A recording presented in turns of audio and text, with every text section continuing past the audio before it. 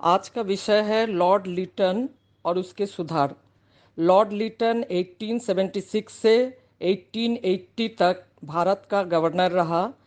इस काल में उन्होंने कई महत्वपूर्ण सुधार किए, जिससे भारत की आर्थिक स्थिति में काफ़ी सुधार आया और शिक्षा जगत में भी काफ़ी प्रगति आई।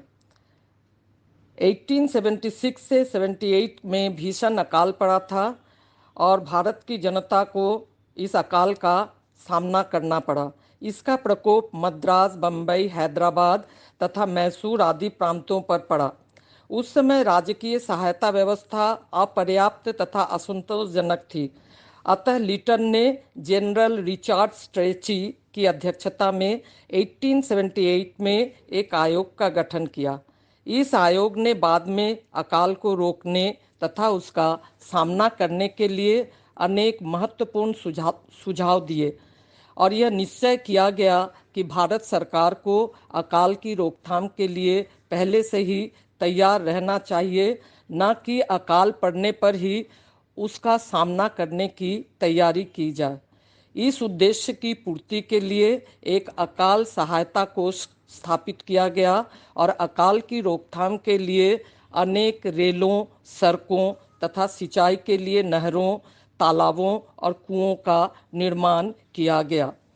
लिटन के काल में ही 1877 में दिल्ली दरबार का आयोजन किया गया, जिसमें देशी राजाओं तथा नवाबों के सम्मुख महारानी विक्टोरिया को भारत सम्राज्ञी की उपाधि से विभूषित किया गया। इस दरबार के आयोजन में काफ़ी खर्च हुआ था, जिस कारण 4 वर्ष के उपरांत लॉर्ड लिटन ने अपने कार्यकाल में ही इस तरह के आयोजनों को समाप्त कर दिया।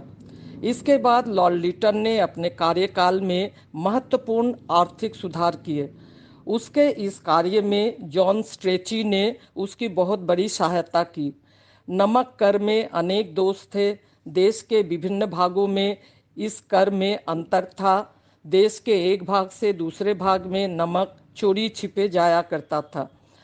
इसे दूर करने का प्रयास किया गया। भारतीय रियासतों को नमक बनाने के अधिकार से वंचित कर दिया गया, परंतु इसके लिए उन्हें क्षतिपूर्ति के रूप में कुछ धन दिया गया। इस प्रकार एक तरफ तो सरकार की आय में वृद्धि हुई, लेकिन फिर भी चोरी छिपे नमक लाने की रोकथाम के लिए जो निगरानी करनी पड़ती थी, उस पर जो धन व्यय होता था वह खर्च भी बच गया। इसके साथ साथ लॉर्ड लिटन ने स्वतंत्र व्यापार की दिशा में अनेक महत्वपूर्ण कार्य किए।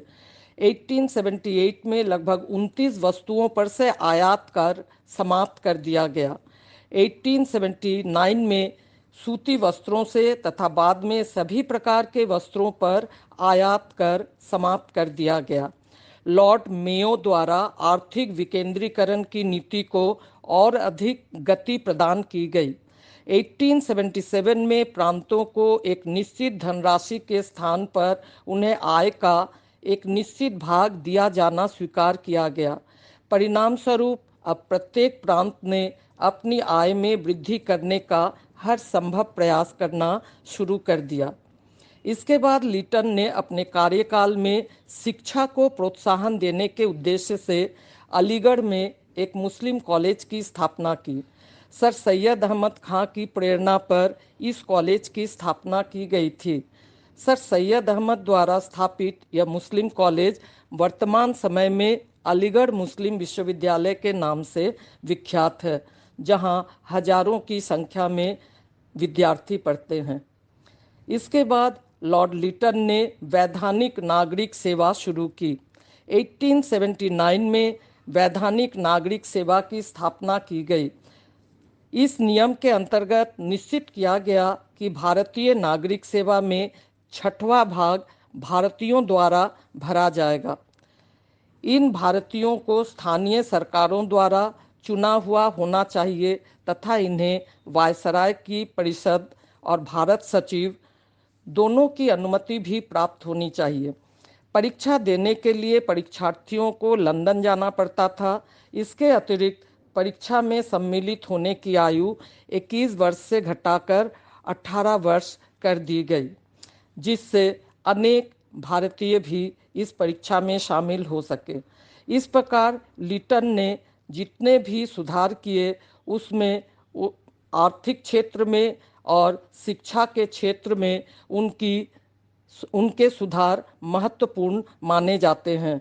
फिर भी उन्होंने आर्थिक क्षेत्र में सुधार लाने के लिए जितने भी रेलों, सड़कों तथा नहरों का निर्माण किया, जिससे लोगों की बेरोजगारी की समस्या का समाधान हुआ और राज्य के धन में भी वृद्धि हुई। इस प्रकार लॉर्ड लिटन भारत के लिए शिक्षा के क्षेत्र में जो वैधानिक नागरिक सेवा लागू किए, उससे भारतीयों को उच्च पदों पर बहाल होने का अच्छा मौका मिला।